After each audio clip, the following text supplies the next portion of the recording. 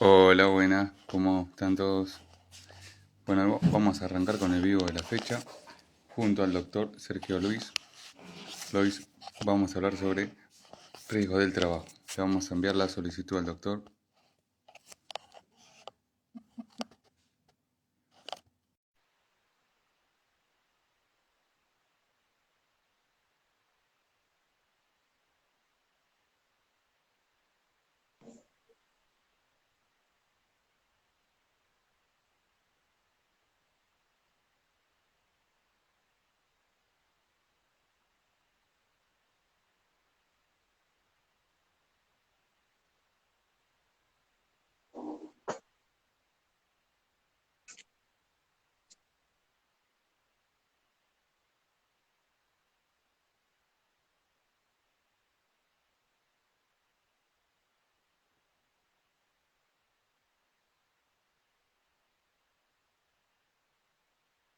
Hola Eli, ¿cómo andás?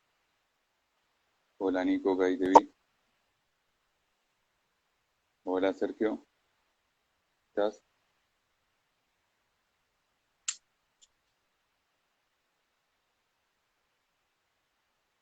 Hola, buenas.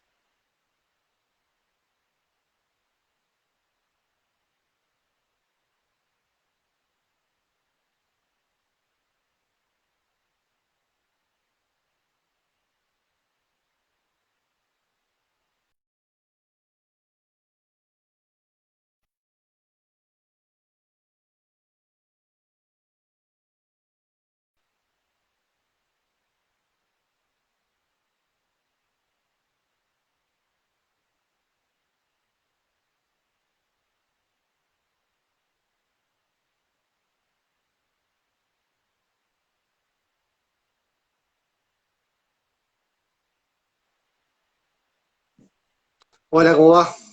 Hola Sergio, ¿se te estaba complicando? ¿Todo bien? Sí, no, porque parece como que si me lo enviabas vos yo no lo podía, no, me salía medio rara la imagen. No. Feliz día Sergio. Bueno, feliz día para vos también, feliz día para los colegas, ahí me habían mandado varios mensajes por diferentes grupos, así que te mando un abrazo a todos. Y bueno, muchas gracias por estar, ¿no? Obviamente, por estar acá y por la oportunidad y por el espacio. Y gracias a vos por la buena onda y aceptar. Sí, ahí dice Grande Gonza, muy bueno tus videos. Algunas cosas se me cortan un poco, me parece, me anda Sí, medio raro la transferencia, va ahí como medio transferencia, no sé, una interferencia media rara. Así sí, que bueno, todo tranquilo por suerte hoy. qué bueno. ¿No tuviste que hacer mucho? ¿Muchos tribunales hoy? No, hoy sí, estuve bastante trabajando bastante a la mañana, al mediodía, estuve escribiendo algunas cosas y estuve desarrollando algunos temas también, como que estoy indagando mucho también por riesgo del trabajo, todo ese tipo de cuestiones, y bueno, a veces lleva bastante tiempo. Y la realidad es que cuando vos me propusiste el tema, es lo que estoy profundizando, teorizando mucho, es lo que tiene que ver con accidentes y enfermedades profesionales, ¿no? Eh, pero considero que es un tema un poco complejo, ¿no? Para abarcar tal vez en un lapso de Sí, tiempo muy corto, pero la realidad es que es un tema bastante complejo y tal vez es un tema que muchos colegas lo demandan muchísimo porque no se entiende en profundidad el sistema y cómo funciona de alguna forma en la práctica. Si bien se da y más, mucha teoría, mucho... y más que cambió ahora con el tema de la pandemia y la virtualidad y todo eso. Sí, también el tema de la transformación, ¿no? Porque la transformación digital trajo que, bueno, estemos hablando ya de ventanillas virtuales, de altas en los sistemas de alta de AFIP, de diferentes modalidades o diferentes presentaciones, porque fíjate que hay una curiosidad que se dio con este sistema de comisiones médicas, que la realidad es que se empezó a hacer todo tan virtual que cuando volvieron de alguna forma a la presencialidad o a un sistema papelizado de alguna forma, los abogados se comenzaron a quejar, diciendo que básicamente no querían volver hacia atrás. La realidad es que lo electrónico para mí llegó para quedarse y todos los procedimientos administrativos, porque yo en realidad yo no lo concibo como trámite administrativo, sino como procedimientos administrativos teniendo en cuenta la complejidad que se da en el trámite, la tramitación ante las comisiones médicas, ¿no? Porque vos tenés diferentes procedimientos administrativos que se deben interponer para llegar a determinados resultados y obtener de alguna forma la famosa resolución de alcance particular y después a partir de ahí acceder a la justicia, ¿no? Pero la realidad es que estamos pasando de una transición desde lo material a lo inmaterial y ahora estamos hablando ya de sistemas informáticos que se pueden llegar a aplicar a lo que sería este procedimiento administrativo ante las comisiones médicas. Ahí veo varios colegas. Sí, justo una doctora me parece decía que cambian 500 veces la resolución. Sí, ¿querés que vayamos empezando más o menos? Sí, sí, cuando vos quieras. Bueno, vos frename si querés en algún momento, yo no tengo problema, algún comentario, yo no tengo problema. Lo voy a tratar de hacer lo más escueto posible como para que se entienda más o menos el sistema y después saber algunas cosas prácticas, ¿viste? Algún punteo de algo práctico como para que lo vayamos entendiendo entre todos. Teniendo en cuenta que muchos colegas que tal vez nos están viendo pertenecen a la capital federal o a lo que sería provincia de Buenos Aires, ¿no? Esa es la más o menos donde voy a apuntar ahora. Si hay alguna cuestión interpretativa de alguna ley de adhesión de otra provincia, bueno, si quieren hagan el comentario, no hay ningún tipo de problema. Pero bueno, la realidad es que nosotros estamos insertos en todo un universo normativo donde existen diferentes normas jurídicas propias de este sistema de riesgos del trabajo. Acá, como decía la doctora Escobar, que hablaba de que existen más de 500 normas jurídicas. Entonces, vos tenés, para conocer en profundidad, es imposible conocer en profundidad cada resolución, cada decreto o cada ley, porque las leyes, bueno, básicamente las leyes tenemos tres, vamos a mencionar algunas, ¿no? La 24.557, 26.773 y la última, la 27.348. Por lo tanto, se habla de alguna forma, de un régimen de reforma de todo este sistema de riesgo del trabajo que ya nació con la ley 24.557. Que en realidad la ley 24.557, con respecto a su naturaleza, hay muchísimas discusiones porque algunos consideran que no es una ley de accidentes o enfermedades profesionales, sino que es una ley de prestaciones de la seguridad social. Es decir, que hay ciertas contingencias que el Estado se tendría que haber hecho cargo, que tienen que ver con afecciones o daños a la integridad psicofísica del trabajador, pero resulta que el Estado no se está haciendo cargo de eso, pero lo terceriza ¿en qué? En aseguradoras de riesgo del trabajo. Entonces, estamos hablando de una ley de seguros privados, o sea, una ley en la cual uno de los principales sujetos es una aseguradora de riesgo del trabajo que asegura a los empleadores ante las contingencias, que pueden ser accidentes o enfermedades profesionales, ya sea accidentes profesionales, accidentes in itinere o enfermedades profesionales listadas o no listadas. En ese marco tenemos, por ejemplo, si bien sabemos que la ley de contrato de trabajo nuestra ley de contrato de trabajo tiene, si mal no recuerdo, 48 años, y en cambio la ley 24.557 tiene 28 años, es mucho más joven que la ley de contrato de trabajo, pero sin embargo vemos que la ley de riesgo del trabajo, a pesar de ser mucho más joven que la ley de contrato de trabajo, tiene mucho más reformas, tiene muchas más normas complementarias o diferentes normas que se fueron emitiendo con el objetivo de generar este laberinto propio de lo que se llama el sistema de riesgo del trabajo. Y ahora ese laberinto se transformó en el laberinto propio de las comisiones médicas, porque los abogados ahora tienen que intervenir en las comisiones médicas y tienen que, de alguna forma, también saber cuestiones administrativas, ¿no? Que no son cuestiones litigiosas o jurisdiccionales, porque eso es otra cosa diferente, sino cuestiones realmente administrativas que hacen a la informalidad propia de la administración ante la comisión médica o los procedimientos que se interpelan ante la comisión médica que hacen a lo que sería la informalidad propia de la administración. Entonces tenemos todo este universo normativo y tenemos decretos, resoluciones, diferentes normas jurídicas, más de 500, y por mencionar algunas, tenés la ley 24.557, el decreto 717/96, el decreto 1.278 para la tramitación de las enfermedades no listadas, la ley 26.773, y después tenés, por ejemplo, la ley 27.348, lo que sería la resolución de la SRT 298/17 y la resolución de la SRT 899E/17. Entonces tenés todo hay un listado absoluto que no termina más, de diferentes normas jurídicas que hacen al sistema propio de riesgo del trabajo. Entonces nosotros tenemos todo este sistema que es bastante complejo y que los conceptos propios de lo que es un accidente o un accidente in itinere, y que está en el artículo 6 de la ley 24.557.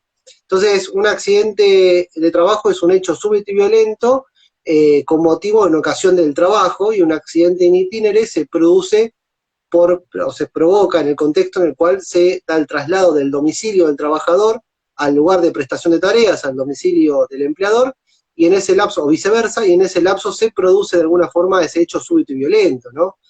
Entonces, después, concepto de enfermedad profesional no tenemos en la ley 24.557. Al no existir un concepto de enfermedad profesional, esto lo encontramos en los diferentes decretos del Poder Ejecutivo, ¿no? Que establece un listado de enfermedades profesionales y un listado de agentes de riesgo a los cuales el trabajador puede llegar a estar de alguna forma expuesto, y esto va a llegar a provocar la enfermedad profesional.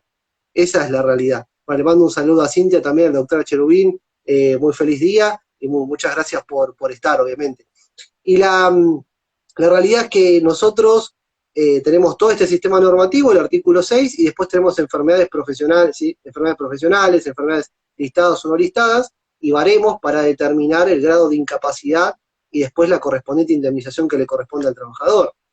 Entonces, tenemos todos estos elementos, todo esto lo que hace el universo, ¿no? Que también los agentes de riesgo pueden ser movimientos repetitivos, ruidos, factores químicos, cuestiones que pueden llegar a afectar la salud física del trabajador.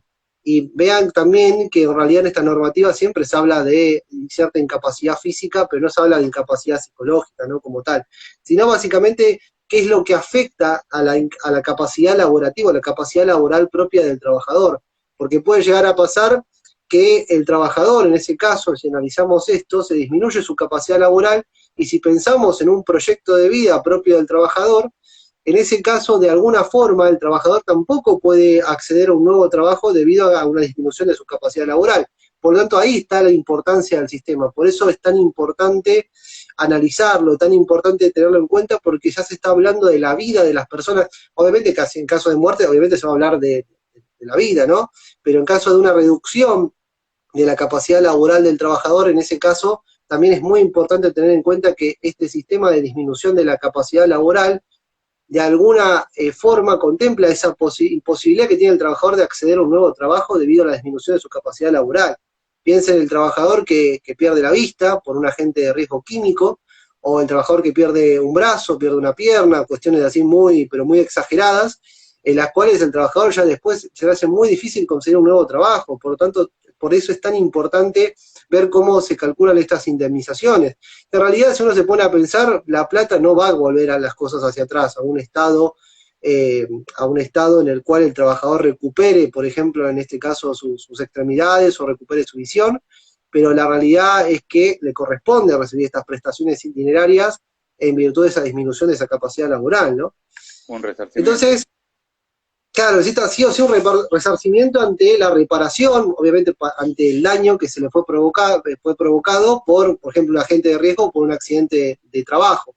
Pero la realidad es que no hay que analizarlo desde el punto de vista de la responsabilidad propia civil del Código Civil, porque no es lo mismo, porque estamos hablando de un sistema de la seguridad social, ¿no? En el cual el trabajador va a recibir prestaciones médicas en especie o prestaciones dinerarias. Entonces después tenemos, ahora vamos a la parte práctica, el abogado cuándo tiene que intervenir. El abogado cuándo puede llegar a intervenir en lo que sería este sistema propio de riesgo del trabajo. Entonces, el abogado en el estudio jurídico, obviamente, el abogado quiere generar plata, quiere generar rentabilidad, tiene que mantenerse, tiene que obtener determinada cantidad de dinero como para mantener el estudio, pagar el seguro del auto, pagar la luz, pagar los servicios, pagar el alquiler del estudio jurídico en el cual se está desarrollando profesionalmente. Entonces el abogado obviamente quiere cierta rentabilidad y obviamente quiere una contraprestación, que en ese caso cobra por honorarios, por la labor realizada. Entonces, generalmente los casos que se pueden llegar a dar, esto lo fui constatando con otros colegas, lo fui hablando por diferentes experiencias, y puede haber contraejemplos, puede haber otro tipo de ejemplos en los cuales pueda llegar a existir la intervención jurídica o el asesoramiento jurídico de los abogados litigantes, pero la realidad es que los principales casos en los cuales puede llegar a intervenir el abogado litigante es cuando existe un rechazo de la contingencia, cuando ya el trabajador viene con la carta o documento del RT y le dice al abogado, mirá, yo tuve un accidente de trabajo, lo denunció el empleador, y resulta que el RT no se está haciendo cargo. Le dice directamente, te rechazo la contingencia porque no tiene naturaleza laboral. Entonces también puede rechazar una enfermedad porque consideran que no estaba expuesto a un factor de riesgo, una enfermedad listada, o puede rechazar la enfermedad porque consideran que es una enfermedad no listada. Pero también puede llegar a pasar que se rechace bueno, estas contingencias o un accidente in itinere, o se diga directamente que la enfermedad no tiene naturaleza profesional y por tanto es una enfermedad inculpable. Y sabemos muy bien que si al ser una enfermedad inculpable no se produjo por motivo o una ocasión del trabajo, o la primera o esa afección o esa patología no se produjo como consecuencia del trabajo, es un nexo de causalidad, entonces estamos hablando de qué? De una enfermedad inculpable, de una enfermedad que debe ser regulada por la ley de contrato de trabajo directamente, y obviamente le va a corresponder las correspondientes licencias médicas para que el trabajador se recupere y puede llegar a volver a trabajar. Pero también puede llegar a pasar, este es uno de los supuestos, ¿no? El rechazo de la contingencia. Y también hay otro supuesto que tiene que ver con el trabajador que recibe, o sea, está dentro del sistema de riesgo de trabajo y recibe una alta médica, determinada alta médica, que esa alta médica obviamente es un formulario que está llenado por el médico de la prestadora de la aseguradora de riesgo del trabajo, y establece básicamente la fecha del accidente, los datos del trabajador, los datos del empleador, los motivos de la denuncia, si se trata de un accidente, de una enfermedad profesional. Y en ese mismo formulario de la alta médica está también, para los que no lo conocen, nunca vieron una alta médica, ahí está en el costadito también que habla del fin del tratamiento. Entonces, generalmente, el alta médica no quiere decir que el trabajador se haya curado del todo, porque muchas veces se le otorga el alta al trabajador y el trabajador ni siquiera puede llegar a moverse. Entonces, ponen generalmente los médicos, ponen directamente que la fecha del alta médica es la fecha propia de directamente la fecha en la cual se da finalizado el tratamiento. Entonces coinciden generalmente, la fecha de alta médica va a coincidir con la fecha de fin del tratamiento. Se le da ese formulario al trabajador que tiene que estar firmado por el trabajador, tiene que estar firmado por el médico de manera hológrafa y se establece la fecha en la cual se realizó esas prestaciones médicas. Esa fecha también es muy importante, ¿no? Tener en cuenta, para después interponer lo que corresponda, que en ese caso va a ser una divergencia a la determinación de la incapacidad. Entonces, ante el rechazo de la contingencia, tenemos un procedimiento administrativo típico, que es se llama rechazo de la contingencia. Cuando se le rechaza al trabajador por carta o documento, se le rechaza directamente al trabajador la contingencia. Y después tenemos, cuando el trabajador ya recibe el alta médica y está dentro del sistema de riesgo del trabajo, puede recibir esa alta médica con secuelas incapacitantes o sin secuelas incapacitantes. En esos dos casos se puede iniciar el procedimiento administrativo de divergencia a la determinación de la incapacidad.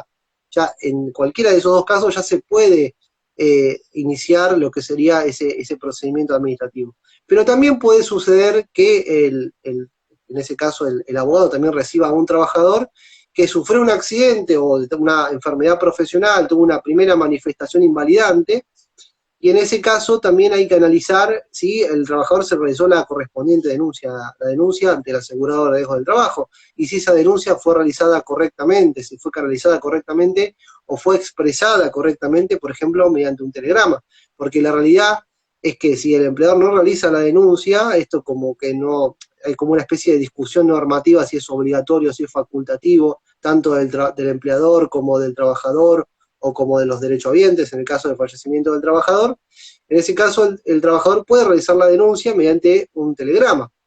Entonces, también estamos en ese caso en el cual el abogado, al hacer correctamente el asesoramiento jurídico, va a analizar el caso y va a decir, pero este trabajador nunca se le realizó la denuncia correspondiente de la contingencia. Si no se le realizó la denuncia que corresponde a la contingencia determinada, en ese caso tendrían que procederse a realizar la correspondiente denuncia por telegrama.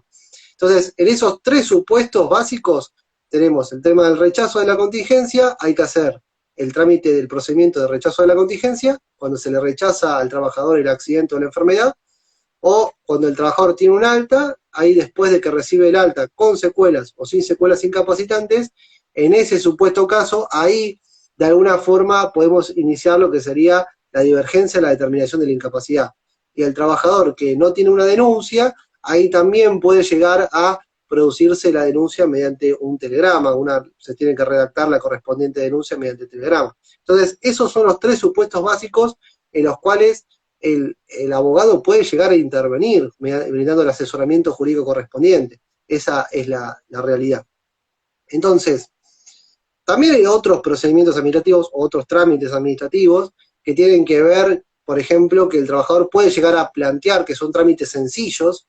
Creo que estaba en el decreto 719, o 179, perdón, 179, si mal no recuerdo, que son procedimientos muy sencillos que tienen que ver con que el trabajador no está de acuerdo con el alta, puede plantear la divergencia en el alta, en esa divergencia del alta se puede revocar o no el alta médica otorgada, pero la realidad es que siempre es importante aclarar que de alguna forma no hay que buscar la curación directa en las prestadoras del RT, sino que la curación en general, si el trabajador tiene las condiciones para acceder, por ejemplo, a una obra social, porque sigue trabajando en blanco, en ese caso es importante que el trabajador acceda a esa obra social y busque la curación en la obra social, en las prestaciones de la obra social, pero no la curación en las prestadoras de la ART, ¿no?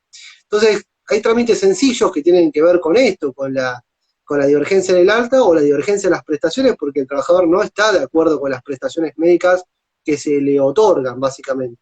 Entonces, ante esas dos circunstancias, divergencia del alta, divergencia en las prestaciones, en ese caso el abogado, digamos que tiene un papel muy secundario, pero sí en los trámites que yo te mencioné anteriormente, ahí sí tiene una intervención mucho más activa y va a obtener rentabilidad, se le van en ese caso no de la comisión médica, porque como ustedes bien saben, la comisión médica no regula honorarios, porque tiene la jurisdicción como para regular honorarios en comisión médica, pero sí va a recibir un ofrecimiento económico por parte del asegurador de riesgo del trabajo una vez que se finalice el trámite y esté homologado, ¿no? Administrativamente, y se dé, obviamente, el correspondiente acto de clausura o la resolución particular, alcance particular, que resuelva o ponga fin a lo que sería el trámite administrativo. Entonces, estos son trámites. Es cuando te dan también lo que sería el dictamen médico. Claro, está el dictamen médico, obviamente, que determina el grado de incapacidad o no, donde dice que directamente la enfermedad no es profesional, no es laboral, y después tenés la resolución, ¿no? Ya con la resolución de alcance particular, que creo que se estaba dando o tarda un poco más que una semana, pero se está dando la resolución. Una vez que se tiene esa resolución y no se está de acuerdo con lo que pasó en las comisiones médicas, se tiene que acceder a la justicia, obviamente. Entonces, tenés esos dos trámites sencillos, divergencia en la determinación de la incapacidad, bueno, después tenés trámites que en realidad sí hay que intervenir fuertemente, ¿no? Que es en la divergencia, la determinación de la incapacidad y el rechazo de la contingencia, ya sea por enfermedad listada o por enfermedad no listada, ¿no?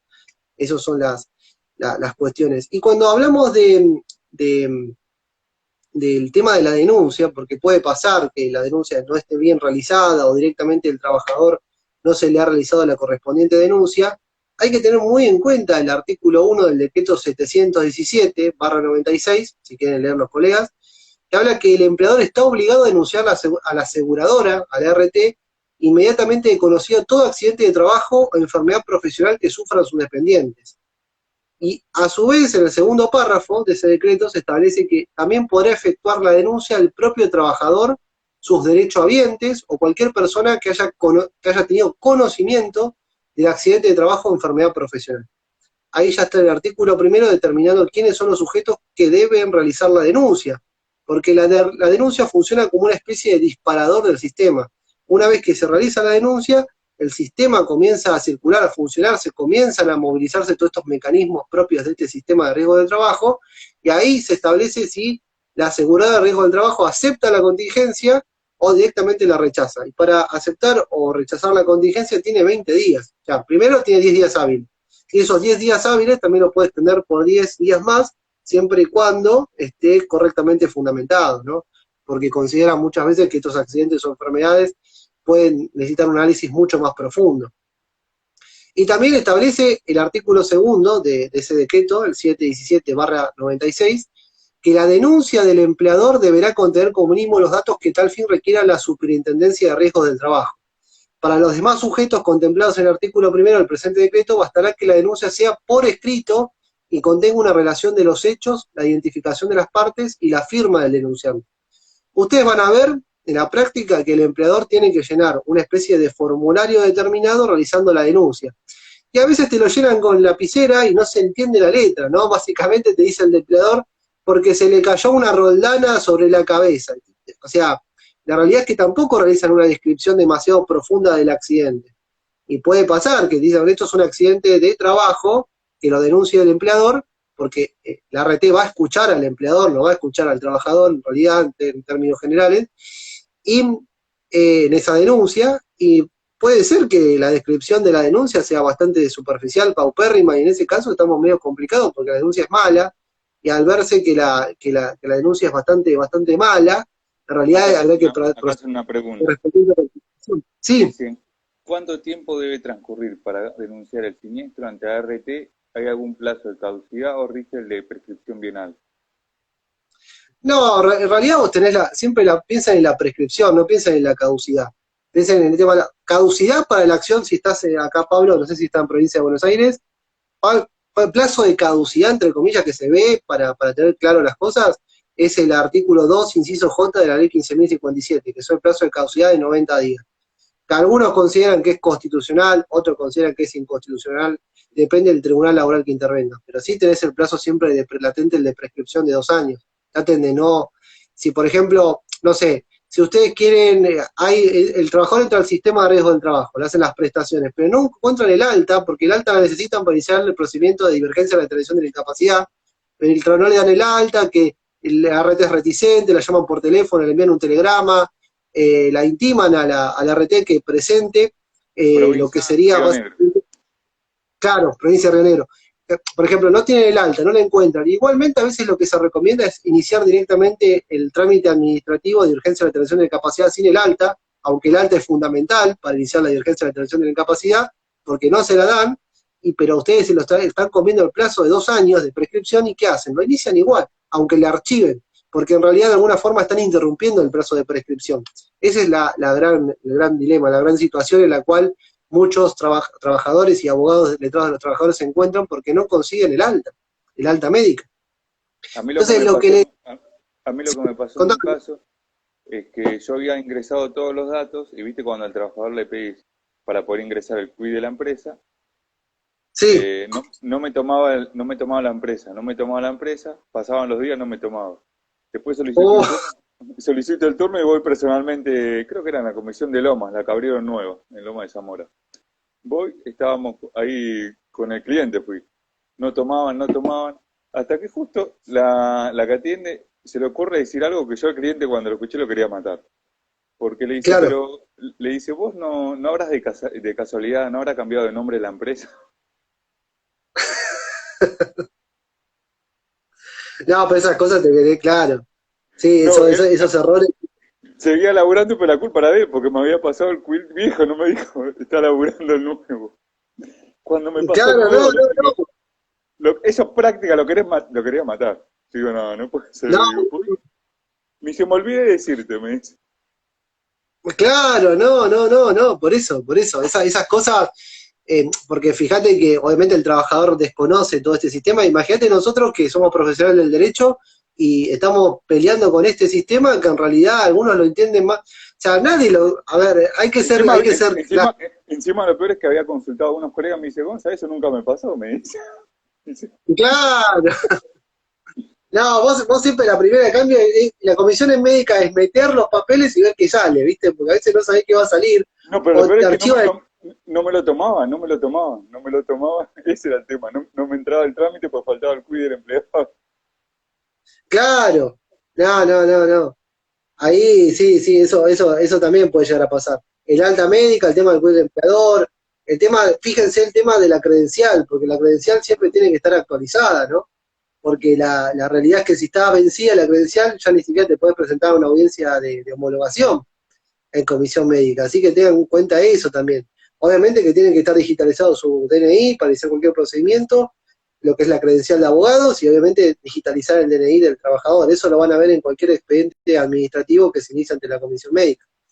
Entonces, lo que te quería comentar, el tema de la denuncia, que siempre la denuncia, si es realizada por el trabajador o los derechohabientes, tienen que hacerse de manera escrita, ¿no? Eso es lo más conveniente para que quede constancia, porque un medio fehaciente de notificación, ¿qué van a utilizar? El telegrama, porque el RT se va a comunicar con el trabajador mediante carta documento.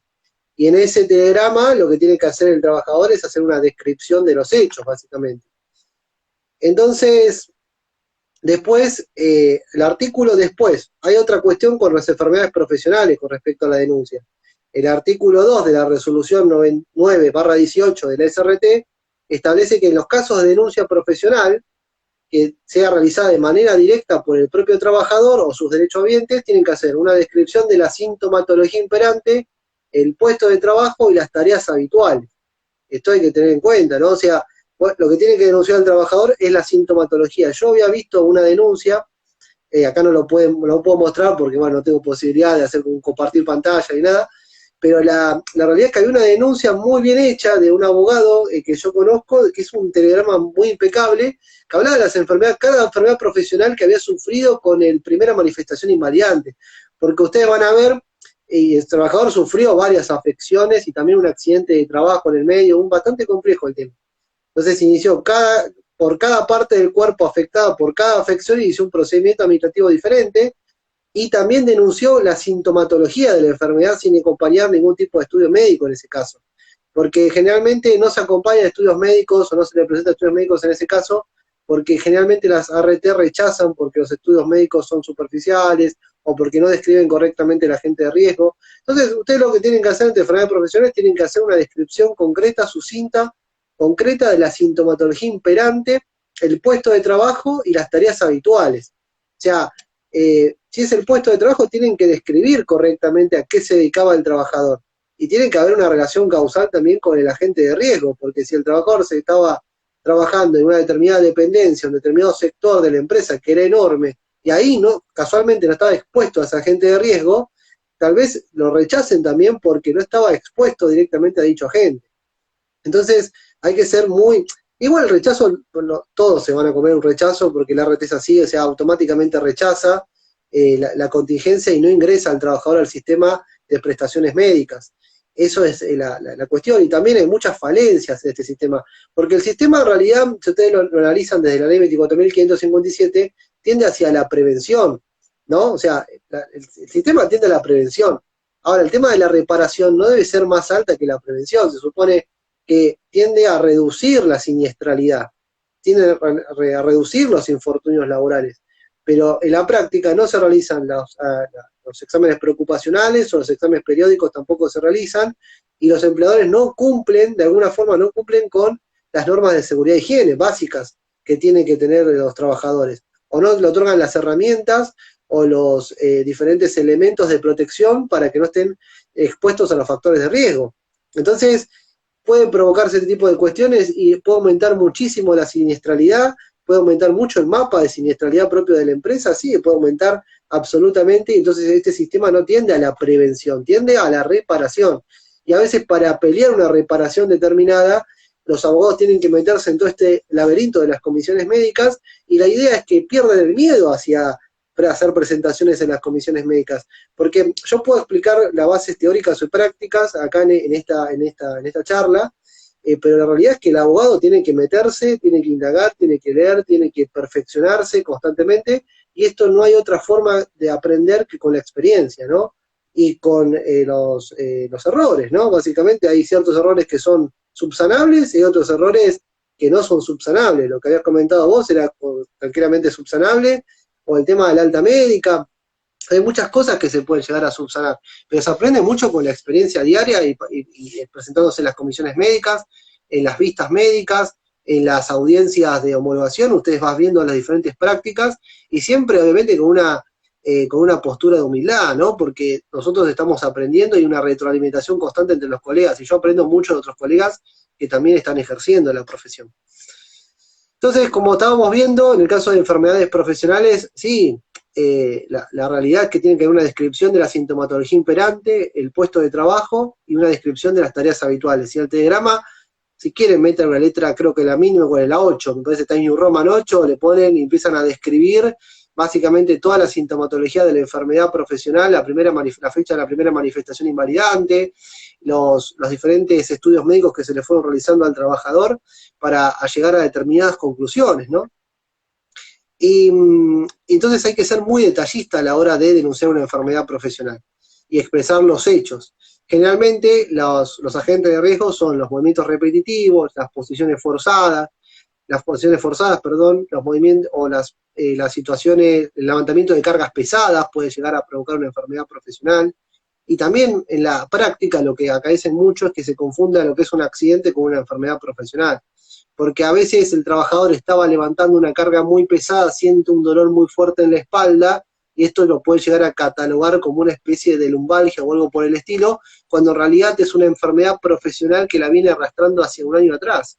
Entonces hay un poco de una mezcla de accidente o enfermedad, o es un accidente o una enfermedad profesional. Entonces hay que ser lo más detallista posible y tratar de encuadrar jurídicamente el caso.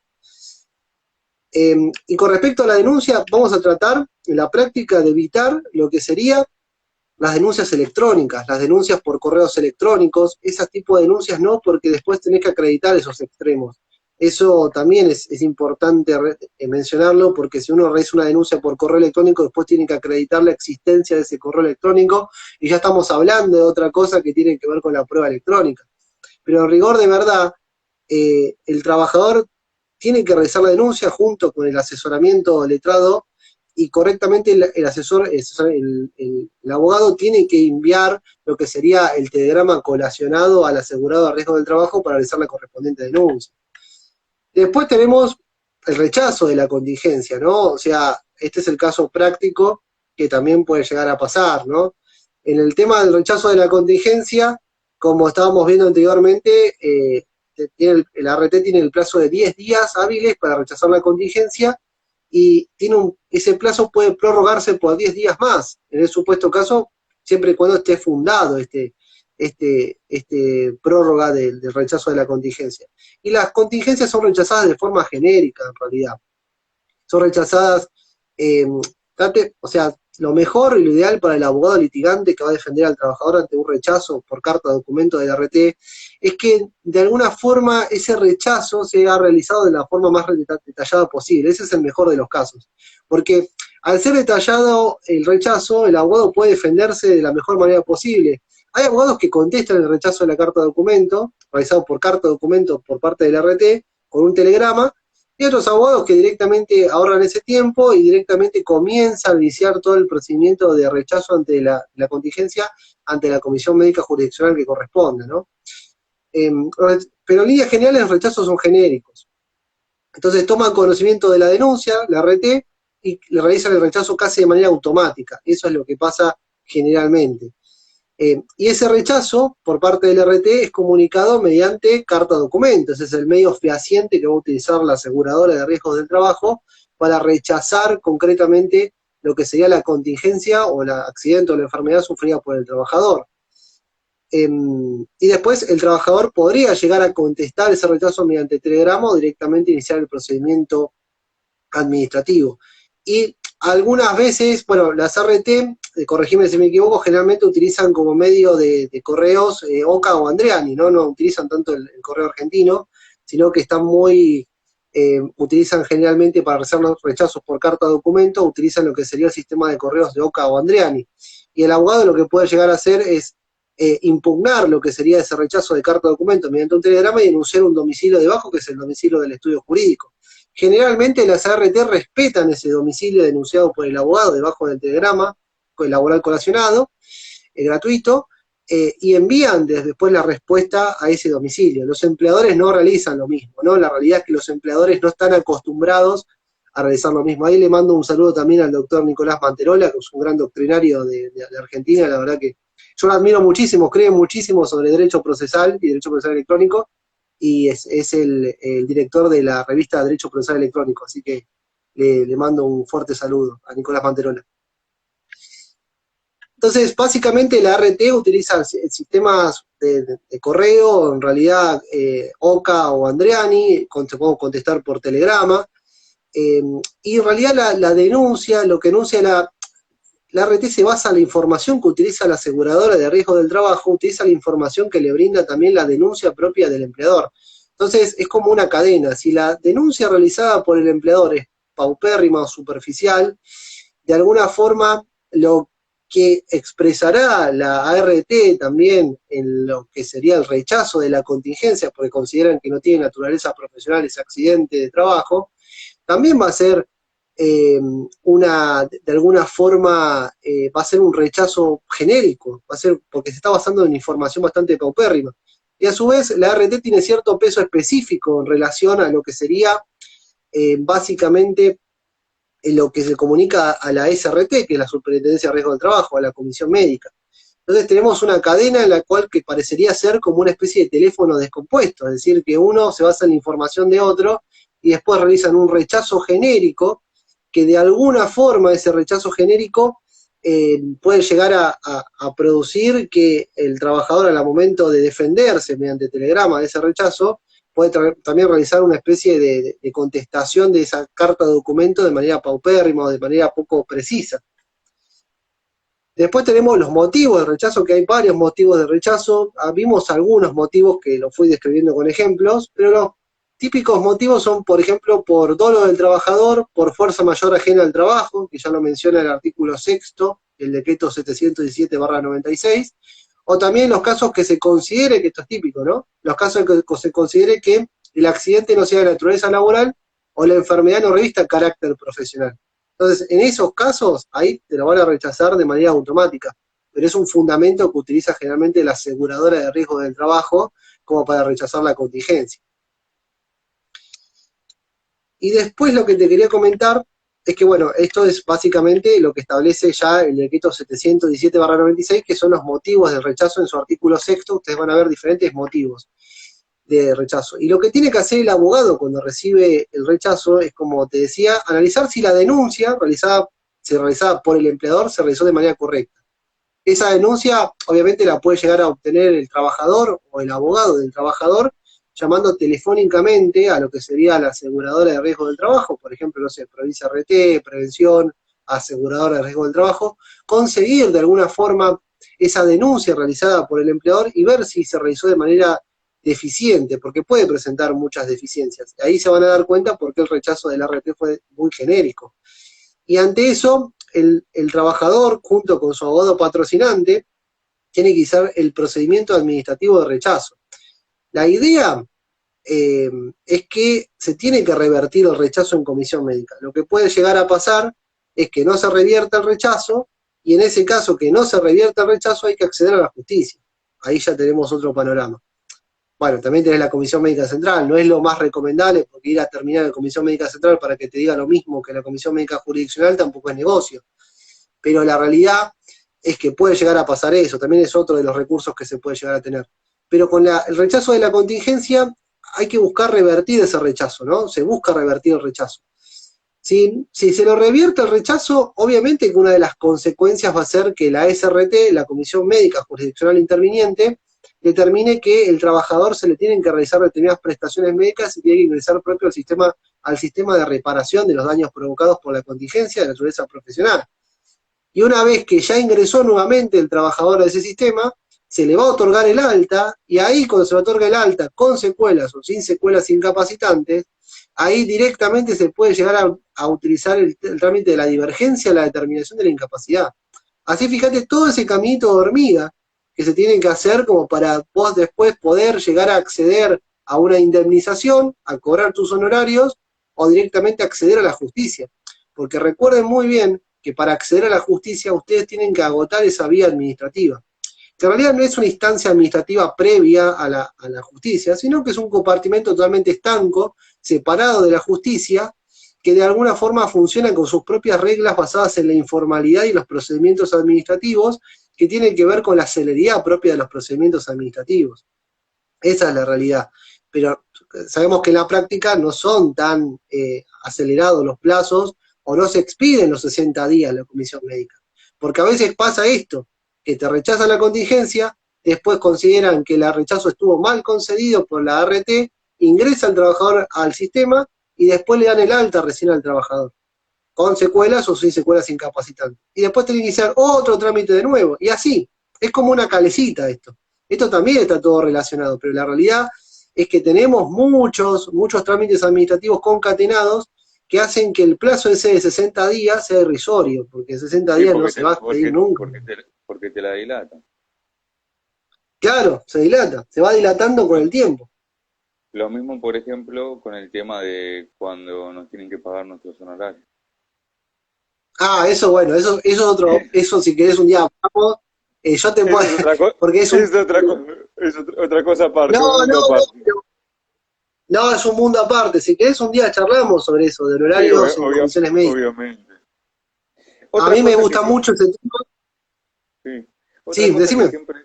que siempre está la duda es cuando sabemos que acompañamos en comisión médica, porque sabemos que nosotros solamente lo esperamos y lo acompañamos solamente al trabajador. Es si a veces se relaciona mucho acompañar en comisión médica, es como si fuera un accidente, que también lo acompañas a vista médica, siempre se dice, conviene o no llevar un perito médico. Es algo que siempre dice uno, lo llevo o no lo llevo, vale la pena, me va a sumar, me va a restar. O uno dice, llevo al perito, otro dicen, tengo un dictamen que me hizo un médico, un perito. ¿Conviene, no conviene? Sí, a ver, siempre es conveniente tener la mirada externa, ¿no? Pero el tema es la plata. O sea, Ese ¿de es el dónde tema puede también. llegar? Ese es el kit de la cuestión, ¿no? Porque si uno dice, bueno, estoy representando a un trabajador que de alguna forma tiene unos ingresos básicos, pero ¿dónde sacamos el dinero como para pagarle a un perito, un asesor externo, como para que de alguna forma determine, mediante su saber y entender, determine el grado de incapacidad del trabajador y si este trabajador estaba expuesto a determinado agente de riesgo o si ese accidente fue producto realmente o con motivo en ocasión del trabajo, es una circunstancia fáctica, ¿no? Pero en realidad el perito se va a expresar sobre cuestiones médicas. Además, no tiene que ser cualquier médico, en realidad tiene que ser yo lo recomendable es un médico legista, porque a veces, bueno, un médico, la realidad es que un médico que en realidad que es especialista en determinada área puede ser un genio, la verdad, como una bestia, un crack, pero la realidad es que por cuestiones legales no entiende nada. Eso pues, o sea, todos ignoramos muchas cosas, es como que yo me ponga a hablar de medicina. La realidad es que yo, si necesito una cuestión médica, tengo que asesorarme con un profesional, si yo tengo alguna cuestión Con, médica. El con tema un es idóneo en la que materia. nosotros, claro, como una persona idónea en la materia, lo que pasa es que el abogado laborista tiene como de alguna forma muchas limitaciones económicas, estrategias no, porque estrategias hay miles y hay muchos abogados muy creativos que han conseguido cosas, con muy poco han conseguido cosas enormes, han conseguido hasta prótesis que venían importadas o cuestiones, prestaciones en especie que la verdad que son absolutamente caras, pero la realidad es que yo considero que estás como contra la espada contra la pared, ¿viste? Estás entre la espada y la pared cuando se trata de cuestiones de comisiones médicas.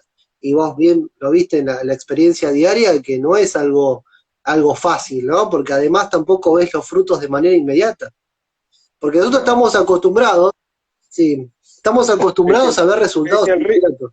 es jugar al riesgo, como siempre se dice. Sí, obvio que sí. Nosotros estamos acostumbrados como generacionalmente y como sociedad, como lo que estamos viendo actualmente, es como que querés todo ya, ¿no? ¿Entendés? Y a veces este tipo de cuestiones hacen que uno se plantee si realmente los frutos los va a obtener ahora, porque la realidad es que no vas a obtener frutos ahora. Capaz que lo terminás obteniendo en una sentencia con una pericia médica dentro de 2 o 3 años. Y después ahí entra en juego la depreciación de la moneda. Eso también es lo que tienen que merituar porque la moneda se va depreciando cada minuto ahora, ¿viste? Como está el peso, el tema inflacionario, todo este tipo de cuestiones, hacen que el crédito se vaya depreciando, ¿no? De manera paulatina. Pero bueno, es una cuestión que lo tiene que merituar el abogado, si continúa o si recibe, por ejemplo, en ese caso, de alguna forma, ¿qué hacen comisión médica? Me dan un grado de incapacidad, cobro esto, el trabajador está de acuerdo, y si no está de acuerdo, bueno, entonces voy a la justicia. Pero ¿cuánto va a tardar el juicio en la justicia? Eso también es una cuestión a merituar, ¿no? O sea, a analizar estratégicamente. Entonces, el procedimiento administrativo de rechazo, en este caso, del procedimiento de rechazo, toda la documentación la van a tener que acompañar directamente la primera presentación electrónica que se realice. Generalmente lo que se acompaña es un formulario que se llama CIMAT, ¿no? Que habla básicamente de las características de la contingencia, ¿no? Esto es lo que se exige básicamente. Y después, bueno, también tenemos el rechazo de las enfermedades no listadas. Lo que pasa es que las enfermedades listadas, y ahí entra lo que justamente estábamos hablando recién, el tema de una persona idónea, que en el trámite de las enfermedades no listadas, que ya estamos hablando del decreto 1278/2000, Acá te eh, están preguntando, doctor, la realidad ¿cuánto está es el grado que de discapacidad? no, el grado de, bueno, eso hay que meditarlo un montón de circunstancias, ¿no? Porque en realidad después tenés el RIT, tenés un montón de variables tenés también el tema del grado de incapacidad, que está determinado por el baremo, que no te puedo decir un número exacto ahora, porque realmente lo tendría que buscar, ¿no? Porque lo tendría que buscar directamente. Pero bueno, eso está determinado por múltiples factores, ya sea el baremo, después el RIPTE, un montón de elementos que tienen que ver cómo se va graduando el grado de incapacidad del trabajador, y para determinar la indemnización después tenés que analizar el ingreso base mensual, tenés que analizar la edad del trabajador, el grado de incapacidad determinado en la comisión médica, y después a partir de ahí recién se le puede llegar a un grado de indemnización al trabajador. Lo que te quería comentar era básicamente que en esto es justamente lo que lo que estábamos hablando recién, es el tema de los peritos médicos, legistas, que pueden llegar a intervenir y darnos una mano en estas circunstancias.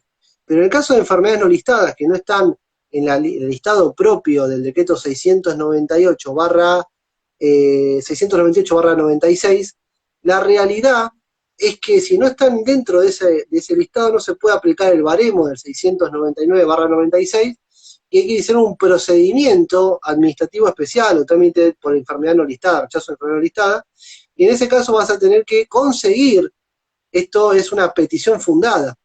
La petición fundada, en rigor de verdad, es el análisis, un informe médico, de un médico legista, que establece una relación lógica entre la patología, las tareas realizadas y la exposición al agente de riesgo. Entonces, entre esos tres elementos fundamentales que realiza el informe médico, porque no es un informe médico común, esta petición fundada tiene que expresarse tiene que estar determinada por un profesional idóneo, como estábamos hablando, lo cual también va a costar plata, lo cual también va a generar una erogación. Por eso en muchas ocasiones se ha planteado la inconstitucionalidad de esto, porque está afectando el principio de gratuidad, porque estamos hablando de un conflicto laboral que técnicamente de alguna forma podría llegar a estar inserto en lo que sería el principio de gratuidad determinado en la ley de contrato de trabajo. Eso es la realidad. Acá, en un caso de moving o violencia laboral donde hay un padecimiento psíquico o psicológico por acoso u hostigamiento, ¿hay que recurrir a la comisión médica por enfermedad no listada? Bueno, la realidad es que, a ver, hay jurisprudencia que se lo ha dado, el tema del moving y acoso laboral. Había visto el tema del moving y acoso laboral, sí. Lo que pasa es que tenés este obstáculo, ¿no? El tema de la patología, el tema de lo que sería la petición fundada. Habría que analizar ahí qué afecciones sufre el trabajador, porque puede llegar a sufrir, no sé, alguna patología cardíaca, puede sufrir, no sé, ataques de pánico, puede sufrir algún tipo de cuadro psiquiátrico determinado, y después hay jurisprudencia, pero muy contada con los dedos de la mano, que hablaban de este tipo de este tipo de acoso laboral que ha generado de alguna forma esta enfermedad de carácter no listada.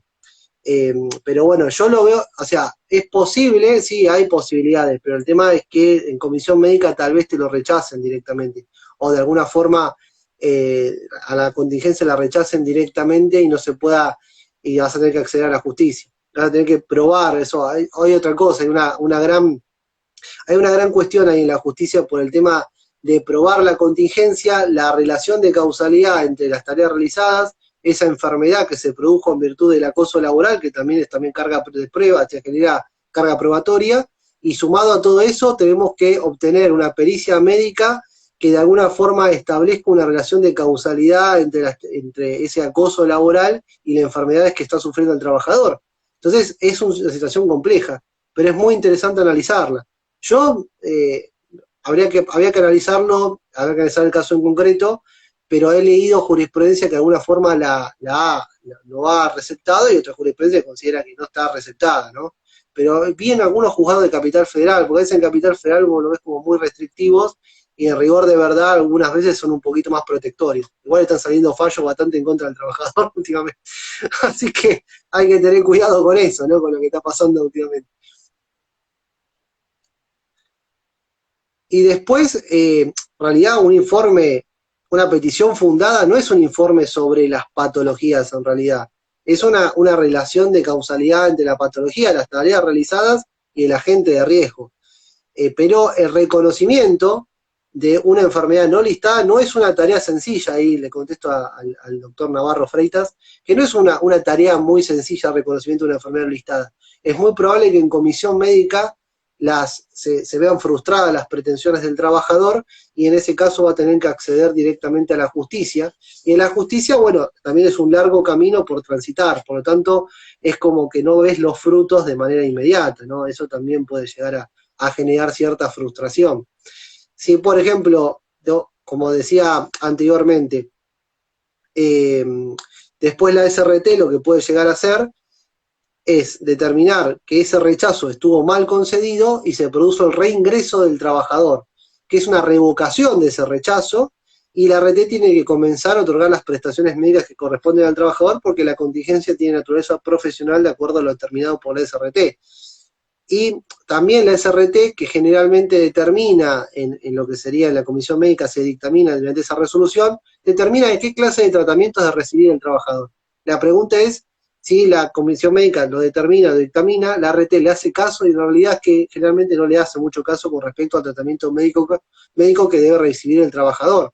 Y una vez que el trabajador ya reciba el alta, con el fin del tratamiento, ahí se puede llegar a discutir otra cosa que tiene que ver con la divergencia de la determinación de la incapacidad. Después el otro supuesto, que este es el supuesto que generalmente sucede o que se da muy a menudo, puede pasar que se le otorgue el alta médica al trabajador una vez que ingresa al sistema de riesgo del trabajo, se le otorga el alta médica al trabajador, y ahí se agotaron lo que serían las opciones terapéuticas, y la capacidad laboral del trabajador ya se encuentra estable. Es decir, que ya no hay posibilidad de realizarle más curaciones, y entonces el trabajador tiene que reingresar al trabajo. Se le da una fecha de fin del tratamiento, y también puede transcurrir un plazo de 2 años de incapacidad laboral temporaria, y se entiende que a partir de ese momento hay que fijar lo que sería la incapacidad parcial, total o definitiva, ¿no? Eso es otro supuesto. Pero en líneas generales se le puede llegar a dar al trabajador el alta médica y se le determina lo que sería el fin del tratamiento. Entonces, esa alta médica puede ser con secuelas incapacitantes o sin secuelas incapacitantes. Si se le da con secuelas incapacitantes, entonces la RT tiene un plazo de 20 días para iniciar el trámite de determinación de la incapacidad. Y en ese caso la RT le puede llegar a enviar una carta o documento dirigida al trabajador anunciando que se deberá presentar con patrocinio letrado a una junta médica para llegar a un acuerdo en el supuesto caso que existe una secuela incapacitante, ¿no? La verdad, a veces mucho no pasa esto, y el trabajador ya el día 21 tendría que iniciar el trámite de divergencia en la determinación de la incapacidad. Lo mismo pasa que cuando, por ejemplo, la realidad es que cuando se le otorga una alta médica sin secuelas incapacitantes. Entonces, en estas circunstancias, ahí también se tiene que iniciar el trámite de divergencia en la determinación de la incapacidad. Ustedes van a ver que la alta médica, si la logran conseguir rápidamente, es un formulario que se llama constancia alta médica / fin del tratamiento, y ahí se establecen los datos del trabajador, los datos del empleador, los datos del prestador de los servicios médicos, la descripción del motivo de la consulta, ahí se va a determinar si es un accidente de trabajo, un accidente de ITIN, una enfermedad profesional, y por otra parte, se va a determinar básicamente si se otorga el alta médica, en este caso, si se otorga con secuelas incapacitantes o no, y cuál es la fecha de la alta médica, y cuál es la fecha directamente del fin del tratamiento, que coinciden esas dos fechas. Después tiene que estar firmado por el médico, y tiene que estar firmado directamente también por el trabajador de manera hológrafa. Se le otorga esta alta médica, y a veces el trabajador no se le otorga la alta médica, el alta médica existe, pero no la pueden conseguir, y esto hace que se atrase toda la tramitación. Esa es la realidad, ¿no? Entonces, ese es un formulario que se debe llenar. En realidad, bueno, después tenés, o sea, cuando se trata de enfermedades profesionales, la primera manifestación invalidante, o sea, ahí entran en juego esos conceptos, ¿no? La fecha del accidente, la fecha de la primera manifestación invalidante, que es muy difícil de determinar, pero el doctor Romualdi lo dijo en una de sus disertaciones muy brillantemente, que decía que es el momento en que el trabajador, a raíz de la enfermedad, no puede presentarse más a trabajar. Entonces, a partir de esa enfermedad, de esa fecha, el trabajador no se puede presentar a trabajar, y ahí se puede asentar lo que sería la primera manifestación invalidante. Obviamente que atrás de todo eso tiene que haber diferentes estudios médicos, diferentes dictámenes médicos que determinen que esa enfermedad fue producida directamente por la relación de trabajo, fue producida por la actividad desplegada por el trabajador. Después, básicamente, tenemos el procedimiento de divergencia en la determinación de la incapacidad contra esa alta médica con secuelas incapacitantes o sin secuelas incapacitantes. Hay que acompañar todos los estudios médicos que se tengan, hay que acompañar el alta médica, esto es fundamental. Algunas ocasiones es muy difícil conseguir el alta médica, pero sí o sí la vamos a tener que conseguir como para iniciar la diligencia de la terminación de la incapacidad. Hay que tener mucho cuidado con el plazo de prescripción, porque el plazo de prescripción realmente corre bastante rápido, 2 años parece que es mucho y no es mucho, porque a veces los plazos de alguna forma corren muy rápido, el tiempo pasa muy rápido, y 2 años pueden pasar y transcurrir muy rápidamente y no se consiga lo que sería la alta médica, pero hay que seguir insistiendo para conseguir esa alta médica, o directamente iniciar el procedimiento administrativo de urgencia de la intervención de discapacidad sin alta médica, y sabemos muy bien cuál es el final de ese expediente, se va a archivar directamente, ¿no? Entonces, ante el archivo, pero bueno, por lo menos interrumpimos de alguna forma lo que sería la prescripción. Cuando se inicia la divergencia... Que sabemos sí, decime. Que siempre está bueno aclarar al cliente cuando viene por uno de estos casos, es el tema que te van a preguntar cuánto va a tardar el trámite. Y vos sabés que lamentablemente no le puedes decir un estimativo. No, olvídate. Y no, ahí... le tenés que decir la verdad porque si no... No, igualmente, o sea, ¿en qué comisiones médicas estás trabajando vos ahora? ¿En qué comisiones médicas? Lomas, Quilmes, Ezeiza. ¿Te acordás que te había comentado el caso de una que me puse contento yo con el trabajador, que la había presentado en septiembre, presenté una, ya cerré. La de octubre, recién ahora me dieron para revisarlo. Es un montón. Y había presentado por otro despacho. Claro, ¿vos la iniciaste cuándo, me dijiste? ¿El trámite? El año pasado. Una de septiembre, ya la cerré, lo evaluaron todo. La de octubre, recién ahora lo van a evaluar en comisión médica. Claro, no, por eso puede tardar 1 año, 1 año y medio. O sea, por eso te decía, el tema del plazo de 60 días. Porque a vos, o sea, por ejemplo, en el trámite de urgencia de televisión de capacidad, te dan ingreso, te hacen un análisis del caso, si cumple con toda la documentación pertinente, obviamente si tiene la alta médica, diferentes constancias médicas, si están las credenciales correctamente digitalizado el DNI del trabajador, el DNI, si hizo la opción, obviamente hay que hacer una opción de competencia, ¿no? Que es el formulario que se llena habitualmente por el domicilio del trabajador, el domicilio donde prestaba tareas o donde habitualmente se reporta. Eso hay que hacer la opción de la competencia, y la realidad acá en estas cuestiones administrativas es que muchas veces los trámites no se rechazan, sino que se archivan y ni siquiera sabés por qué se archivaron. A veces puede llegar a pasar. O también están saturados, sabemos, eso es una realidad. O estén saturados, o también están bastante saturados, y ese plazo perentorio de 60 días sabemos que no es real. Y por lo tanto, yo en la justicia lo que recibimos constantemente es muchos expedientes administrativos por silencio de la administración. Por silencio de la administración. Esto pasa, a ver, cuando supuestamente, si mal no recuerdo, artículo 32 de la resolución 298/17, que habla directamente cuando el trámite, por ejemplo, de divergencia de intervención de la discapacidad, se encuentra cumplimentado, es decir, cuando ya se realizó el análisis, el control de legalidad y se expidió, en este caso, el empleado administrativo, no el secretario letrado, porque a veces dice la norma secretario letrado, que en realidad no se expide un secretario letrado con respecto al control de legalidad, la divergencia de la intervención de discapacidad. Bueno, es un error eso, de la 298. Pero la realidad es que una vez que esté cumplimentado, corre el plazo de 60 días hábiles administrativos prorrogables por 30 días más, que son hábiles administrativos, que sabemos que no son 60 días corridos, son 60 días hábiles administrativos. En el medio te corren los sábados y domingos, los feriados, o sea, puede ser bastante tiempo. Y en ese caso, una vez cumplimentado esto, se puede llegar a utilizar lo que sería el silencio de la administración. Vos iniciás directamente el expediente ante la justicia laboral ordinaria.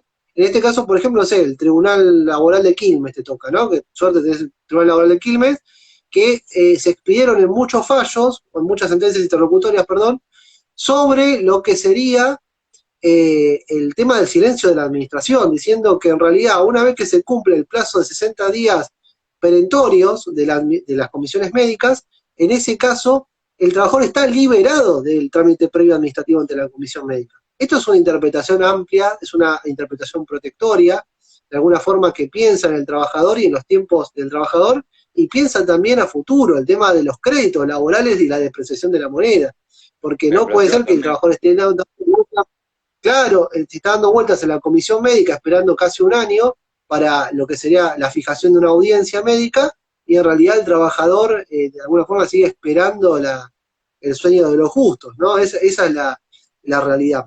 Pero hay algunos fallos que son muy interesantes a favor del silencio de la administración pública, perdón, de la administración, perdón, de las comisiones médicas, el silencio de las comisiones médicas, y hay otras decisiones que no están tan a favor porque dicen directamente pase previamente por las comisiones médicas antes de acceder a la justicia.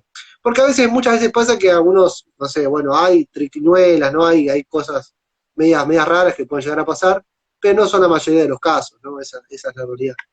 Pero una vez que se supera la divergencia de la determinación de incapacidad, supera el informe del área, deberá celebrarse la vista médica, de lo que estábamos hablando recién, ¿no? A veces el informe del área, o sea, análisis de legalidad propio de ese expediente administrativo, tarda muchísimo tiempo, ahí se pasa extensamente el plazo de 60 días perentorios, y no se fija la correspondiente vista médica, pero siempre hay que superar ese primer paso. Una vez que se supera ese primer paso, se fija la vista médica. Y en la vista médica es el último momento que tiene el trabajador junto a su abogado de acompañar toda la documentación faltante.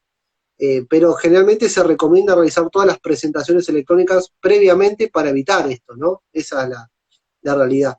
En las audiencias médicas, obviamente, los abogados no van a poder participar, deberá instruirse al cliente sobre dicha audiencia, porque van a intervenir los médicos de la comisión médica, se examinan cuestiones físicas, y también si hay cuestiones quirúrgicas, también se debe acompañar los correspondientes protocolos quirúrgicos para que se revisen las intervenciones realizadas quirúrgicamente, y generalmente las intervenciones quirúrgicas previamente realizadas a esta audiencia médica, obviamente que generan una incapacidad laborativa de manera inmediata. También se puede llegar a presentar, lo que puede llegar a sumar mucho, la historia clínica del actor, del trabajador, y son limitaciones funcionales lo que en realidad de alguna forma se analizan en las vistas médicas de estas audiencias médicas. Son las limitaciones del cuerpo. Que es necesario y te pueden pedir estudios suplementarios que te mandan generalmente al hospital. Ahí vuelve la calecita de nuevo, estudios complementarios, otra vista médica y así, viste, constantemente el tiempo. Otro especialista, te pueden pedir estudios complementarios, o puede ser que el trabajador esté como muy hecho pelota, que por ejemplo tenga cierta hinchazón en una zona, y te pueden decir, no, esto está para que se celebre la vista médica porque le falta que se cure todavía, hay que hacerse otros estudios complementarios, la incapacidad no está asentada, porque obviamente la incapacidad tiene que estar asentada de alguna forma, porque ya el trabajador tiene que venir con cierta incapacidad o disminución funcional ya asentada a futuro, ¿no? Porque esto sabemos que tiende mucho a analizar la disminución de la capacidad laboral del trabajador, y las limitaciones funcionales tienen que ser permanentes. Pero a veces puede llegar a pasar que el trabajador no se haya curado del todo, cierta hinchazón, cierto dolor, la incapacidad todavía no esté asentada, por lo tanto, se procede a suspender la audiencia médica y ahí se archiva el expediente. Por lo tanto, a veces decir que el trabajador tiene que sentirse medio lastimado, estar medio mal para la audiencia de vista médica, y bueno, puede llegar a ser contraproducente, ¿no? Porque ahí tampoco se puede arrojar un resultado que es beneficioso para el trabajador porque la capacidad todavía no se encuentra asentada. O también puede ordenarse el reingreso del trabajador porque falta que la afección que sufre el trabajador se cure. En ese caso también puede llegar a pasar eso, ¿no? Porque ahí también vuelve la calecita de nuevo. Es decir, claro, todavía no se curó el trabajador, que reingresa al sistema todavía de prestaciones médicas de la ART, y ahí recién, cuando ya tiene la incapacidad asentada, ahí ya se puede acceder a lo que sería la audiencia médica correspondiente, o una vez que se realizaron los estudios complementarios médicos, ¿no? Cuando concluye la vista médica, ahí se otorga el plazo de 5 días para alegar, se puede alegar o no, porque esto es facultativo, y la Comisión Médica Jurisdiccional debe emitir un dictamen, el famoso dictamen médico, y ahí se va a determinar si el trabajador tiene incapacidad o no tiene incapacidad. Y si tiene incapacidad, se va a determinar el porcentaje de esa incapacidad. Y ahí tenés también 5 días para poder apelar el dictamen, ¿o no? Claro, porque después tenés también la posibilidad de iniciar una aclaratoria, si hay ciertos errores materiales o ciertos puntos oscuros. A veces también hasta se confunden con la edad del trabajador, eso hay que tener mucho cuidado, porque el dictamen médico ahí te aparece la edad del trabajador, la fecha del accidente, si hay algún error que ustedes ven que está un poco mal, o que está mal directamente, pueden presentar una aclaratoria contra ese dictamen médico, eso no hay ningún tipo de problema. Siempre y cuando el error sea... Después había escuchado algo nuevo que era entre colegas, que por ejemplo en la audiencia, que es la de homologación, sabemos que la de homologación es solamente presentarse con el trabajador y solamente va a aceptar el ofrecimiento, si aceptás o no aceptás Sí, el ofrecimiento. He claro. escuchado un run run que es el que escucha ahora, que supuestamente ahí podés tratar de pedir que te aumenten, cuando sabemos que en realidad no es así.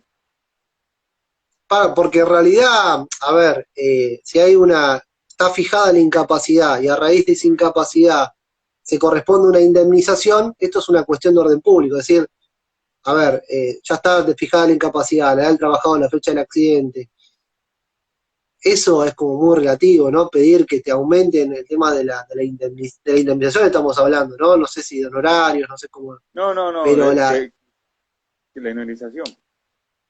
claro, no, una vez que ya está fijada la incapacidad, mira, yo no lo escuché, pero bueno, no sé No, cómo se manejarán otras figuras rigurosas. yo lo he escuchado porque con un cliente hace poco tuve que, quería pedir más, yo le digo, mirá que acá vas a tener que vos querés aceptar o seguimos. Él quiso en la Claro, audiencia, cuando le preguntaron, quiso que le aumentaran, le dijeron que no. El de la RT se tomó el atrevimiento, le explicó, y le dijo, como te habrá dicho tu abogado, vos aceptás o seguís, o rechazáis y seguís a juicio. Tuvo que aceptar porque quiso eso. Yo le digo, mirá que si vas a juicio, ya esperamos un año, vas a tener que seguir esperando, vos fijate. Pero eso no obvio, entienden. obvio. La realidad, claro, a veces no entiende el cliente y o si no, si bueno, después del dictamen médico, eh, obviamente si le da incapacidad se tiene que celebrar lo que decías vos, la audiencia de homologación y tiene que aceptar o no aceptar. Es Eh, así, es corta. si no, corto, no es, o no hay otra cosa, porque ahí no se discute, no es como un despido, una audiencia de conciliación, un despido donde hay que bajar, disminuir, fíjate si lo asumo en cuota, o fíjate cómo lo. No es lo mismo acá, porque ahí está en juego ya algo certero y determinado por la comisión médica.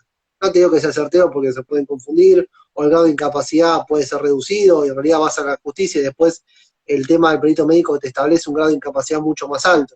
Pero tampoco es cuestión de ilusionar al trabajador, hay que decir la realidad. Una vez que si no aceptás, te puedes iniciar la acción legal y después de ahí tenés que someterte a lo que sería una pericia médica o una pericia psicológica ya en sede judicial. Y esto puede tardar un tiempito en la producción probatoria. Pero si el accidente está, a ver, si el accidente, por ejemplo, un accidente de trabajo está aceptado por la RT, ¿no? O sea, la RT hizo hasta cierto punto, le otorgó la alta médica sin secuelas incapacitantes, se inició la divergencia de la intervención de la incapacidad, pero el accidente está aceptadísimo por la RT. Entonces la controversia no pasa por el accidente si ocurrió o no ocurrió.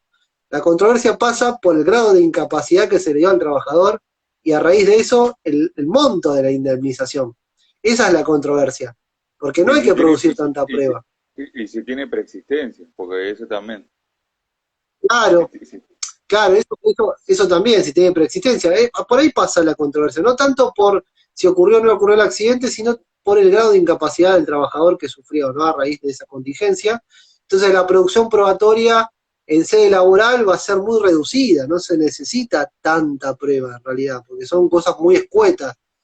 Por ejemplo, si un accidente está reconocido, ya se dio el alta, se inició la divergencia, hay una controversia con respecto al grado de incapacidad, está bien, esa es la controversia, pero no la controversia está sentada en si ocurrió o no el accidente.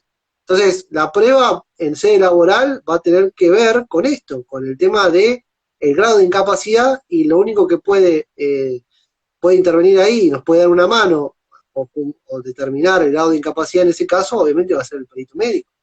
Y después también, si se determinó, se denunció una capacidad psicológica, también se va a sortear un perito psicólogo. Pero hay que tener mucho cuidado porque eso genera costas. Obviamente que eso después, eso genera honorarios a favor del perito, a favor del perito psicólogo. Hay juzgados que directamente sortean un solo perito médico y el perito médico manda a realizarse estudios complementarios para determinar, por ejemplo, un psicodiagnóstico de manera complementaria, se puede realizar, o hay otros tribunales que sortean un perito médico y un perito psicólogo diferenciados también, y eso genera costas, ¿no? Eso genera costas, pago honorarios, hay que pagar los honorarios de los peritos. Entonces, cuando no acepta en la audiencia de homologación, ¿qué existe? ¿Cuál es la posibilidad? Que, bueno, el trabajador tiene que acceder a la justicia. Y en provincia de Buenos Aires tenemos el famoso artículo 2, inciso J, de la ley 15.057 y el artículo 103 del mismo plexo normativo, que nos establecen que se puede iniciar una acción laboral amplia, ordinaria, pero bueno, ahí ya empieza la discusión de revisión, ahí ya cagamos, ¿no? Porque, perdón la expresión, porque hablan de revisión, porque ahí empieza la discusión. ¿Cómo puede ser una acción laboral amplia y habla de revisión? ¿Qué? ¿De la revisión de la comisión médica? ¿Tenemos que limitarnos a lo que dice la comisión médica? ¿Limitarnos a la discusión comisión médica o es una acción amplia? La interpretación mayoritaria nos dice que la acción laboral es amplia, o sea, más allá de lo discutido en comisión médica, la acción laboral, de alguna forma, el juez tiene que realizar un control suficiente y un control adecuado sobre lo que sucedió en la comisión médica jurisdiccional. Hay cierta doctrina minoritaria que considera que es un recurso de revisión, y entonces, si vos, por ejemplo, en comisión médica no discutiste la incapacidad psicológica, vos no la podés plantear en el foro laboral, porque es un recurso de revisión en relación, ¿no? En relación a lo que pasó en comisión médica. Pero en líneas generales, la doctrina mayoritaria establece que es una acción laboral ordinaria amplia, el artículo 2, inciso J. Así que bueno, más o menos llegamos hasta acá. Y si hablamos ahí supuestamente de lo que sería un juicio, estamos hablando tranquilamente de 4 o 5 años, más o menos, Sí, o más también. dependiendo del tribunal, dependiendo cómo te fijen las vistas de causa, dependiendo de la prueba, dependiendo la producción de la prueba, si, sí, justo. claro, el tema del perito, si el perito se expide rápido, si el perito no contesta las impugnaciones, dependen de un montón de variables o de circunstancias que se pueden llegar a dar en el marco del juicio, pero también depende cuándo se celebra la vista. A veces vista de causa no es necesario porque no tenés prueba oral. Entonces, en provincia de Buenos Aires, al no existir prueba oral, directamente los autos pasan a alegar, las partes alegan sobre el mérito de la prueba y después pasan a veredicto de sentencia. Y ya está, o sea, sin necesidad de vista de causa, porque no lo necesitás, porque no hay prueba oral. Una absolución de posiciones es como medio en vano, digamos, acá no prueba oral como absolución de posiciones o testigos, si el accidente está reconocido, ¿para qué testimonial, no? Esa es la cuestión o el kit de la cuestión. Pero en general es pericia médica y pericia psicológica. Después, si querés un día, hablamos de honorarios.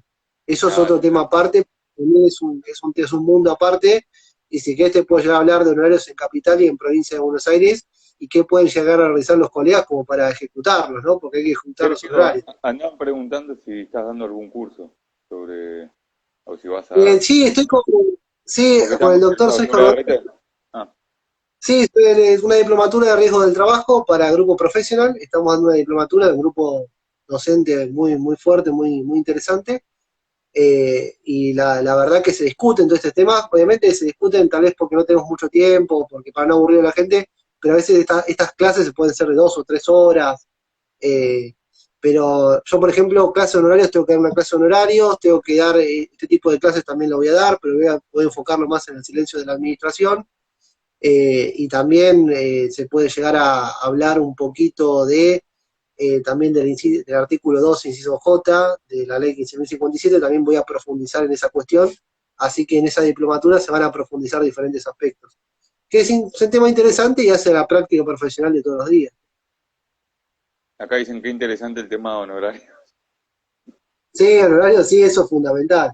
Pero bueno, ahí, por ejemplo, tenés el caso del fisco de la provincia de Buenos Aires. Sí, acá estaba el caso también. ¿Cómo? Que hubo, no sé si acá en el tema de RT, el caso que ponían los carteles que no podemos cobrar honorarios. Claro, eso también. Cada vez están. Eso también, pero bueno, vos. Sí, va a traer mucha controversia. Si ahora, si la realidad es que si vos ves la norma, el decreto 298 establece que los honorarios deberán ser pagados, y mal no recuerdo, artículo 32, los honorarios tienen que ser pagados directamente por la aseguradora de riesgo del trabajo. Esa es la cuestión. O sea, el kit de la cuestión está ahí. Entonces, una vez que se termina la tramitación en la Comisión Médica Jurisdiccional, los honorarios tienen que ser bancados por la aseguradora de riesgo del trabajo. Ahora, si no se llega a pagarse esos honorarios, bueno, se tiene que iniciar lo que sería un expediente que en provincia de Buenos Aires se llama materia a categorizar y que después se recaratula y se denomina incidente de regulación de honorarios, que generalmente le están regulando al abogado. Primero, por iniciar el expediente ya tiene regulación de horarios, por lo menos los horarios bajos, ¿no? O sea, de 7 IUs, o lo mínimo de honorarios. y sumado a 7 IUs más que le pueden llegar a pagar por el trámite realizado en comisión médica jurisdiccional. No sé en otras jurisdicciones qué es lo que está pasando en Capital Federal, lo voy a tener que analizar, estudiar en profundidad un poco más, pero básicamente es eso, porque después en Capital Federal vos tenés un decreto que prohíbe de alguna forma la tramitación de o sea, la regulación de horarios ante sede administrativa, por comisión médica, lo cual también hay que plantear la inconstitucionalidad de ese decreto, ¿no? Lo mismo, por ejemplo, Pero bueno. con los honorarios que nos pagan, si por ejemplo la RT es autoasegurada. Claro, ahí también hay que plantear una inconstitucionalidad. Porque nos pagan Claro, un 5% en vez de un 10%, es un tema. claro, ahí se puede llegar, claro, porque en la demanda que se inicia de regulación de honorarios podés plantear la inconstitucionalidad de ahí una resolución, creo que habían sacado del gobierno de la provincia de Buenos Aires, que hablaba que podían pagar hasta un 5% de los honorarios de los letrados en las controversias ante comisiones médicas, lo cual también es inconstitucionalidad porque atenta contra, o sea, que todo trabajo no se presume gratuito, por el carácter alimentario de los honorarios, eso es indisponible porque las leyes de honorarios son de orden público, ¿no? Eso es fundamental, la ley arancelaria es de orden público. Acá te he dicho, Sí, acá sí gracias, Doc. Muy didáctico, hace simple lo complejo. Muy buena guía para los abogados que queremos iniciar en esto. Si los honorarios tuviesen otro nombre serían indiscutibles, no se entiende que son nuestros sueldos. Sí, obviamente. Por eso digo que se puede llegar a plantear la inconstitucionalidad de esa resolución que establece que el fisco de la provincia de Buenos Aires o la autoaseguradora, porque ustedes saben muy bien que si el trabajador trabajó para la administración pública provincial, entonces hay que iniciar la correspondiente pretensión contra directamente el gobierno de la provincia de Buenos Aires, porque es autoasegurado. Entonces hay una resolución que establece que ese gobierno de la provincia de Buenos Aires puede pagar hasta un 5% de honorarios, como decía el colega. Eso también es inconstitucional. Entonces hay que plantear la inconstitucionalidad de esa resolución, ¿no?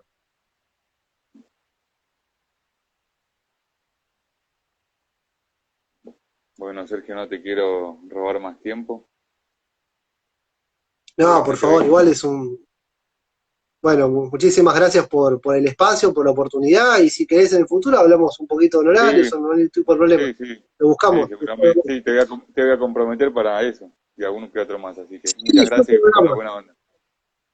no, por favor, bueno, feliz día a todos los colegas, gracias por estar, les Por agradezco el muchísimo aguante. a todos y por el aguante. Así que bueno, cualquier cosa, igual esto queda grabado, así que lo pueden llegar a ver Sí, de nuevo. queda grabado y después te lo paso. Así lo tenés. Dale, perfecto. Bueno, muchas gracias y ahora, después, bueno, seguimos y coordinamos para el tema de horarios después, no hay problema. Dale, listo. Chao. Listo, nos vemos. Chau, chau.